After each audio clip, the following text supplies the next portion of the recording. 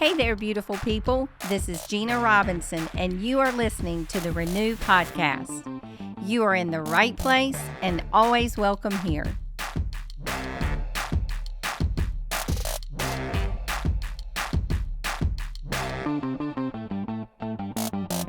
Hey, ladies, welcome back to the Renew Podcast, and we've got some fun things happening in the next bit. Pastor Lauren's with me. Hi. As usual, we're each other's sidekick, and it is so much fun. So much fun. We're going to be talking about parenting and marriage today, but specifically, we're going to be focusing on step parenting and blended families. And not just what we have here at Open Door, but in the community in general. There's so many people that have walked through this, or maybe they're getting ready to go into a season of walking through this. And there's so many facets of it that I've learned watching you, Heather.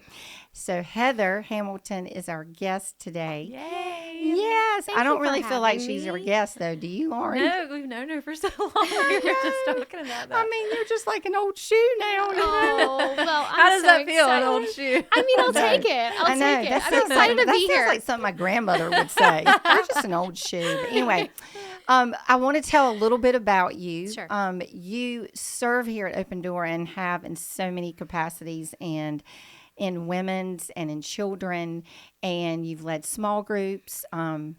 You blog. You're such a talented writer. But I want to share first that you are married, and so you are a wife, and you're also a mom, Yes. and you have 2 children, Yep. and you're a physical therapist. All the things. Y'all, she's so smart. But anyway, she is a blessing in the medical community. You're in Little Washington over there, correct? I am. Mm-hmm. And so tell us a little bit about your family Sure. so everybody can kind of get a picture. And then I just want people to know how you and William met. You guys, this has nothing to do with blended families and step parenting, but it is the cutest man. story, and I just think it'll start your day off just fun. So go ahead. I think you hit all the big things, right? So I'm a wife. I'm a mom. My boys are 18 and 8, which I'm still getting used to that because Aiden is my stepson. We'll talk more about him, but he just turned 18 in October. Then my youngest just turned 8 in December, so I'm still getting used to that. Wow. But yeah, and so I met my husband when we were in school at UNCG. And it's funny because, like all great stories, we have 2 different stories. So I'm going to share William's story first. We'll have William on next month. Right, Yeah. right. So if you asked William would say that we met at a softball game. And that's where he saw me and we met and all that good stuff. I don't remember this. That is not my recollection of this.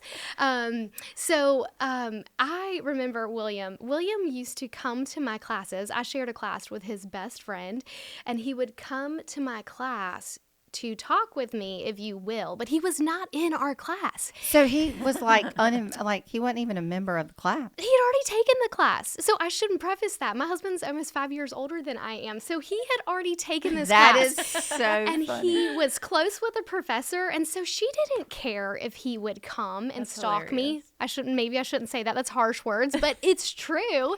And so it's funny. So I would text William's best friend and be like, hey, is he in class today? And he'd be like, yeah. I'm like, I'm skipping. Take notes. Okay. So I was literally. I mean, you totally tried to avoid William. I did I know. initially. And it's so funny because this is the man that I married and I so thoroughly love with all my heart. But yes, so that's how we first met, was him stalking me in class, and I would not go to class.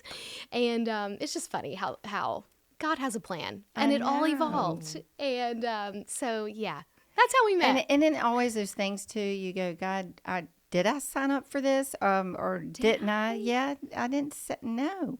Didn't he drive like a motorcycle? He did, Yeah. which is really funny. So if I didn't text his best friend to find out if he was there, I'd go to class and I would see his motorcycle there, and I would turn around and go back to my dorm or do something else because I was trying to avoid.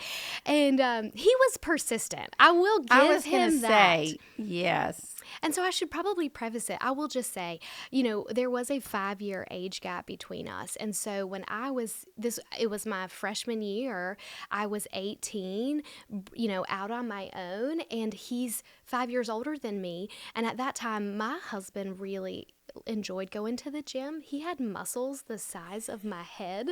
And I'm like, why would he even be looking at me, right? So it was red flag, red flag, red flag.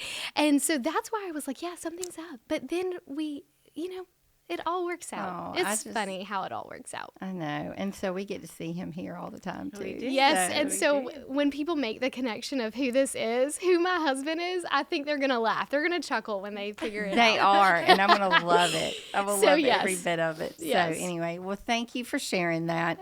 I think it's a cute story, and I think it's just also shows how God has a plan.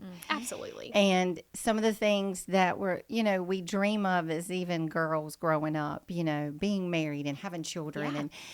and God just knows what's best. Yeah. Like, it's like me having boys. Everybody thought I'd have girls. God knew better than to give me girls. Yes, he just knew better. So anyway, but I want to talk about so many things today, and we're just going to cover a couple of things. But I think the main thing we've talked about something from the very beginning when we kind of met, and you talked about identity in Christ. Yeah. And the one thing that you said, and I've got to read it off this page, because you're basically saying how we must know ourselves outside our roles or our positions, if you will. And there's a lot of labels that go on with step parenting and things. I mean, you don't even like to consider. I mean, technically you're a step parent, but I even asked you just simple questions like, what does Aiden call you? Things like that. Yeah. Is there a right or wrong way to walk through this thing? And so I think there's so many questions, but can you talk about the identity in Christ? Because I just think that's huge. It doesn't matter who you're parenting, what you're doing, what stage of marriage you're in, that is the key right there, is finding out who you are. Sure.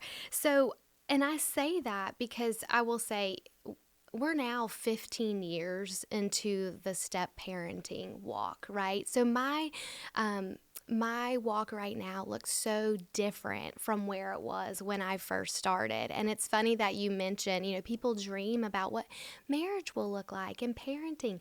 And I will be very honest, I was very goal oriented. So marriage and having children was never on my radar, which is, again, just goes to show how God works, because then I met William and I'm like, I'm about to get 2 for 1, for lack of better term, right? I'm about to go into, if we pursue this, I will be married and I will be a mom at the same time, a stepmom at the same time. So really trying to figure out what that looked like. And so when looking back on those very early years, knowing who I was in Christ and not allowing the world to tell me what a stepmom should look like or be like or those kinds of things were really important. I shared this when I used to write as much as I was at one point, is that if you let society tells you, or you look at movies or stories or anything like that, let's be real. Stepmoms are usually the villain. It's true. I truly think of like Cinderella, right? And I'm like, oh my gosh, is that me? Yeah. Am I going to be that way? No, of course I'm not going to be that way. But it's crazy how much that whether we know it or not, subconsciously, we're taking that in. And so, when you step into this role, it's like I'm automatically disliked, and nobody even actually knows who I am. Yeah. Sometimes, And I should preface it. Our story is a little bit different because William was not married prior to our relationship. I was not married prior to our relationship. This was our first marriage. His parents were a traditional nuclear family. My parents were a traditional nuclear family. We were flying by the seat of our pants. Yeah.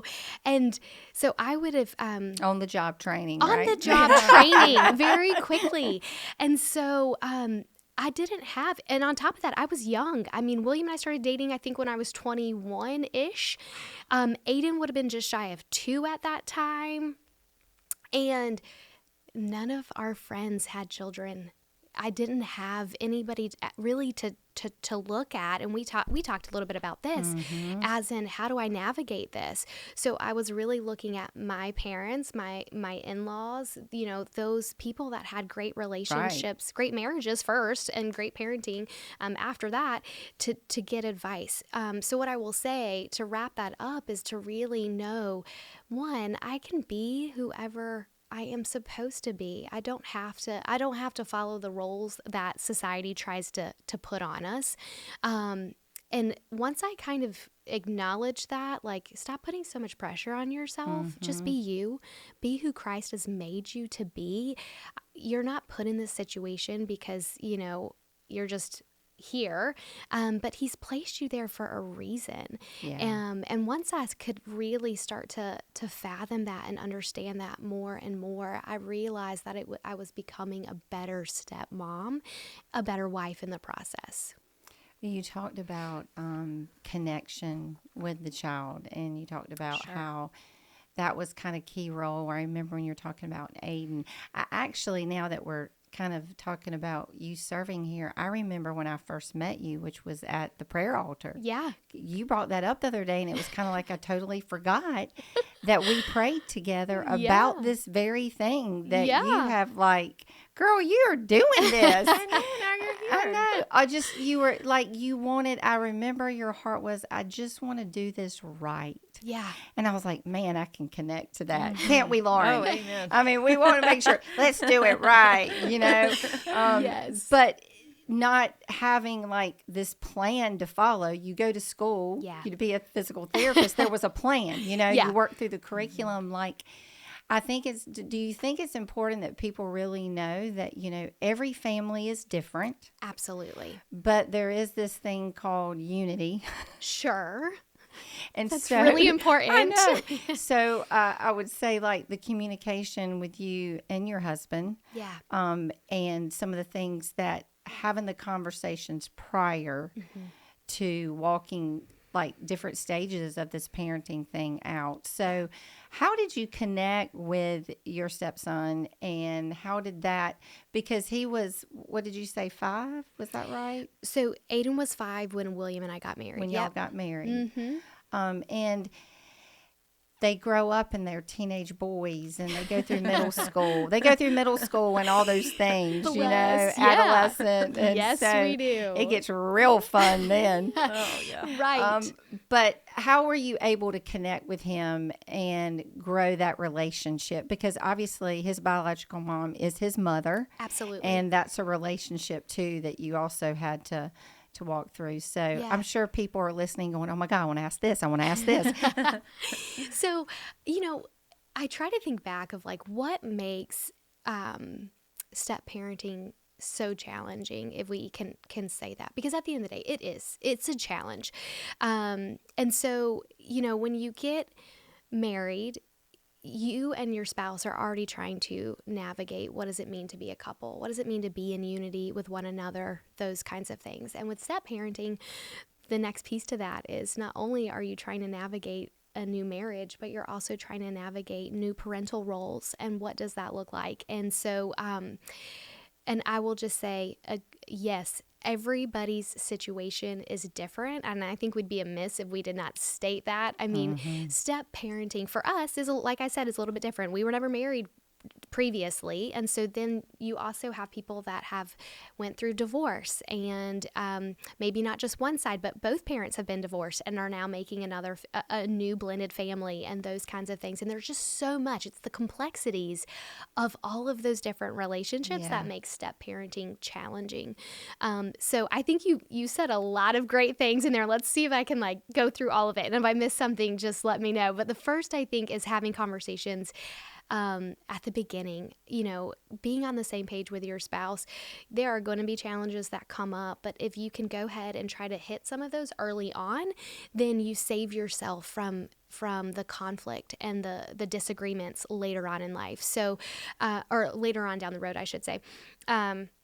So there's some conversations William and I had really early in regards to, like I mentioned, we have a 5-year age gap. And so William was looking for in dating at that time and what I was looking for in dating at that time were two separate things, right? I'm just being honest. So we got to get on the same page. You know, he's looking for someone that could potentially be a parental figure for his child.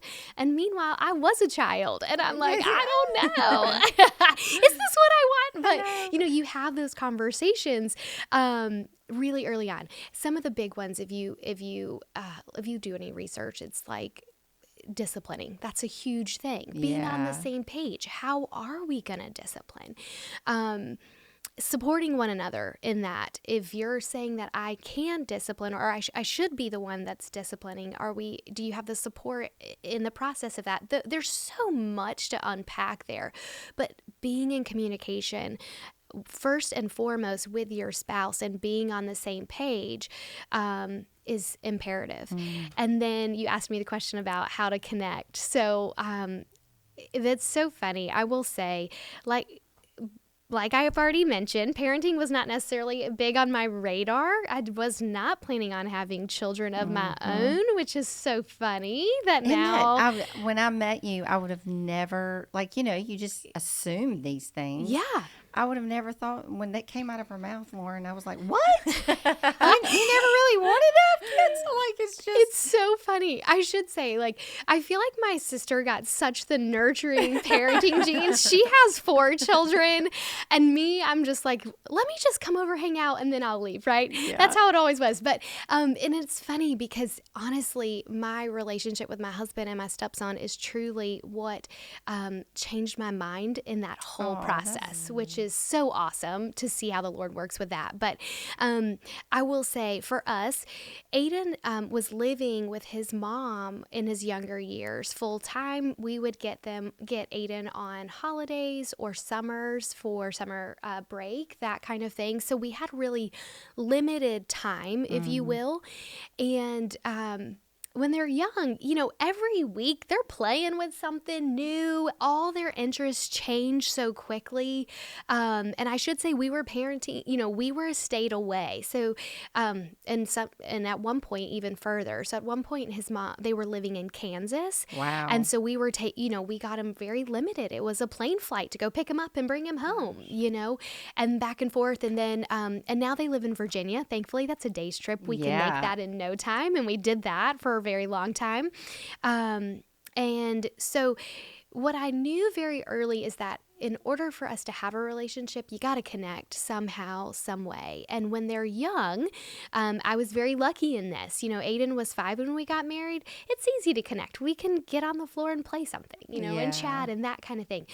But I also know that there's other stepmoms and stepdads that are getting in relationships where the children are teenagers. And if you've ever raised a teenager... Bless you. I feel like we should be praying for you now, and it's hard to connect when, let's be honest, the child does not want to connect with you. And you get it. Walking through that season now, I'm like, thank you that I had those formative, earlier years. Yes. And so I will say a lot of what I did, what I learned in parenting, what I've learned with marriage was I just read as many books. I asked questions from my parents, my in-laws, as much as I could. So one resource that I mentioned was Gary Chapman's 5 Love Languages. So 5 Love Languages is for marriages, but they also have a children's book for this.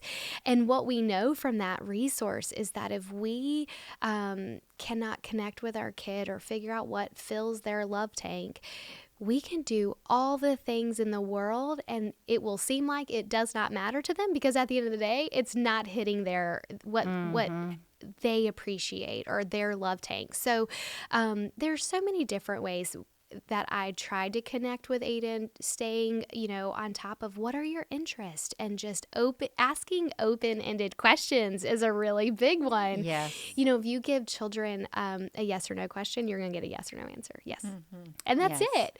And so one thing that we would do is at dinner, that's one thing that I didn't necessarily have this growing up, is like family dinners at the dinner table. So that was one thing William and I communicated really early on, that we were going to have family dinners. And so we also have a no cell phone policy at our dinner table that I didn't have to implement until it became an issue. And it just ends up being an issue with everyone. Yes. So when he was 5, we didn't have to worry about that. And then we got him a cell phone, and now I'm like, okay, we're going to make this still cell phones away. Let's connect. And so that's one time, even to this day, 13 years later, the boys know that we sit at the dinner table and we talk about, what was the best part of your day? Tell me a little bit about that, those kinds of things. And they know they know the rules, like no cell phones. So it's funny because my little one is like rule follower right now. We're waiting for another 4 years, and it will not be the case. Yeah, you're right? like, I really like this now. Yes, so we're doing that, and he's like, no phones at the table. And it's because he knows as well, like, how can we connect? This is our time. So we have really, one of the biggest ways that I tried very early on is to say, hey, we're gonna have family dinner time, and ask open-ended questions. So when he was young, that would look like, if you could be any animal in the world, what would you be and why? Yeah. And now it's more like, how was your day at school? Tell me a little bit about that. But knowing, asking the questions that hit your children at whatever age range or, age that they are, figure out what matters to them, ask them those kinds of things. So I would say that was how I tried my best to connect really early. That's really good. I know you mentioned the 5 love languages, but you also mentioned we were talking love and respect. Yeah. And that was a big one for your marriage. Sure. And then there was another. Jimmy Evans has a book, Lauren, on blended family. It's on blended families. Oh, you're right. And we had a small group several years back that did that. And, there's lots of resources out there. There's probably some things on Right Now Media, too. Sure. And if you do come to Open Door Church, we have access that we can give that to you. And there's just so many different resources as far as that goes. I think the one thing when I was talking to you that I kind of take for granted is, and I know that can be a challenge with blended families and step parenting, is it's hard to find people that are in your season, you said, because most of your friends were not married. Right. And like going through things with people is so important. And so I felt for you when you told me that. And so I know there's people out there that are listening and they may have a friend that's going through this now and they feel alone. We talked about shame because the stereotypes and things that go along with it. Because like you said, the stepmom sometimes ends up like getting the label as the villain, The stepmom. I know. That's like a joke in our house. It's so funny now. But yes, I probably would have cried if he called me, if Aiden called me that, 13 years ago. But yes, it's true. Well, remember the story you were telling me about someone asked you, because people, I love the questions people ask, sure. if they'll ask them, because everybody's got it. But like, what does Aiden call you? Yeah. And just share a little bit about that, which I thought was fun. And because you were like, well, he can call me whatever he wants. And like, he doesn't have to.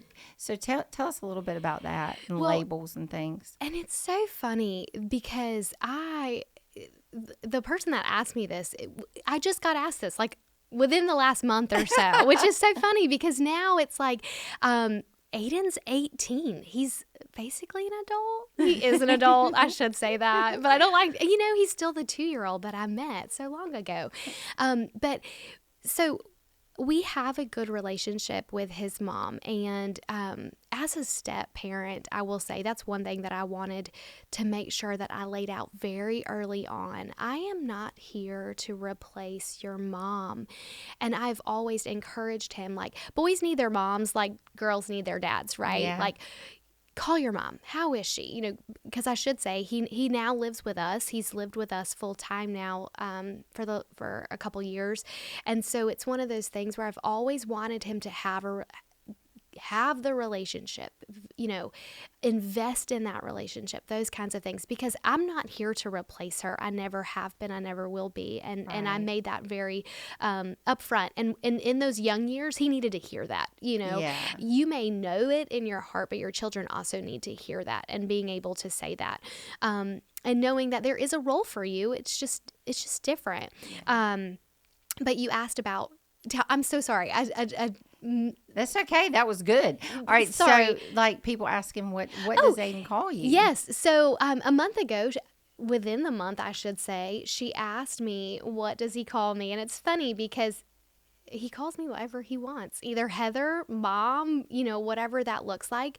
In his early years, I will say this, I'm going to share this. He'll probably hate me for this, but he couldn't say his THs, so it'd be Heber. And the day that changed, I heard it and I was like, we've arrived. You're not prepared for the last, as a mom, anyone that's had a child, you're never prepared for the last time. Yeah. So he used to call me Heber, and then that changed to Heather. And then of course, we let it go organically. Yeah. We're not it was never a big deal to me. There's certain battles that I'm willing to fight.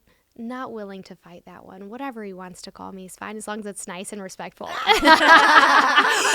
told him that the other day. As long as it's nice and respectful, I don't really care. You're good with it. Yeah, so that's what I shared with this mom that asked me, and we laughed about that. But the thing is, I should preface it. The reason she asked is because we were at his swim meet. His mom comes to his swim meets as well. We sit together, and when people see that, they have questions like, how did you get to where you are? Like, how is that happening? Yeah, sure. And so it's funny because, Aiden introduces this is my mom, and this is Heather, this is my stepmom, or, whatever that looks like. But people have questions, and being willing to have open, candid conversations is a good thing. I'm glad that they ask. And I'm glad that we are in a position where his mom and I can sit together and enjoy all the things.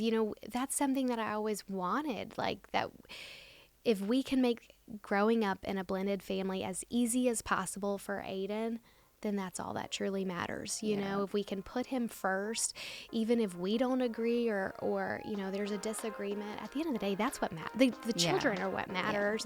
Yeah. And so, it's funny. Even at 18, I'm still getting questions, and that's okay.